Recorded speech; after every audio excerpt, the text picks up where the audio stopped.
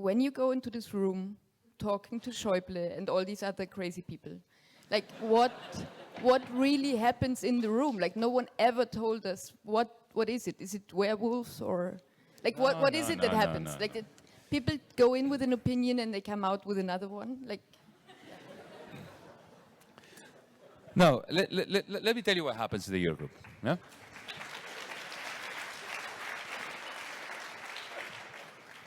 What happens in the Eurogroup is this. Firstly, it's a large rectangular table. And along the long sides of the table sit the finance ministers. Yeah? On the shorter sides of the table are the representatives of the Troika, of the institutions. So on one side is Dijsselbloem, who is the president. Next to him is his sidekick, an Austrian, Thomas Wieser, who is running the Euro Working Group, which is the cabinet of the Eurogroup. And next to that person is the representative of the International Monetary Fund. Sometimes it's Christine Lagarde when she comes. Other times it's Paul Thompson, who is the IMF person responsible for Europe. And then there is Klaus Regling from the ESM on the other side. That's not that important. On the other side of the table, again, the Troika is Moscovici representing the Commission, and Dombrovskis, the Latvian, who's sitting next to him. And of course, the most significant person is Mario Draghi, representing the ECB, who actually is neighboring Wolfgang Schäuble, who's always at that corner, next to Mario Draghi. Okay? And what happens is, let's say that we're discussing Greece or Portugal or Spain on the agenda. What happens is the president says, okay, now we're going to take stock of developments in economic developments in Greece. Yeah? I shall ask the commissioner to kickstart a discussion. So Moscovici speaks on behalf of the Commission, what he thinks has been happening in Greece, what the challenges are, latest discussions with the Greek government, latest economic statistics, and so on. But of course, the finance ministers have nothing in front of them, right? Nothing. Zero. Zero. No file, no data, nothing. So Moscovici speaks for about 5–10 minutes.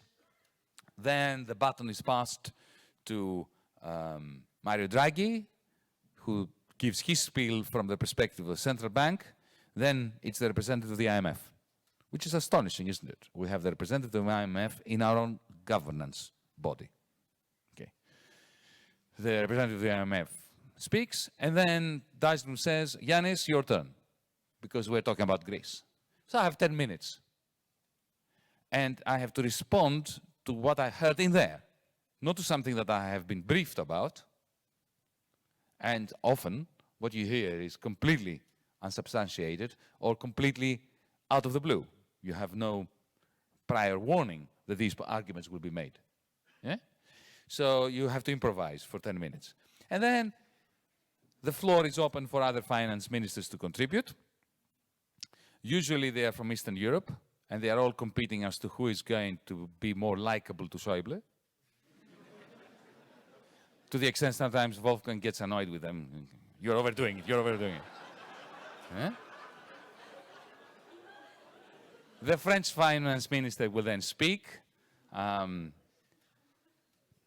Enough said. And that lasts about an hour and a half, usually, sometimes less. And then we can spend up to 6–7 hours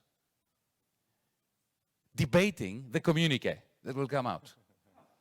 That's it. That's the Eurogroup. That is the Eurogroup. Everybody is speaking without having any information, any substance, no substance. So all the decisions have been made before. Don't ask me by whom. So thank you, Yanis. Thank you, everybody. Don't leave, because now we have to start discussing the communiqué. 6 hours. 6 hours. No, thank you very much. Thank you very much that you were here.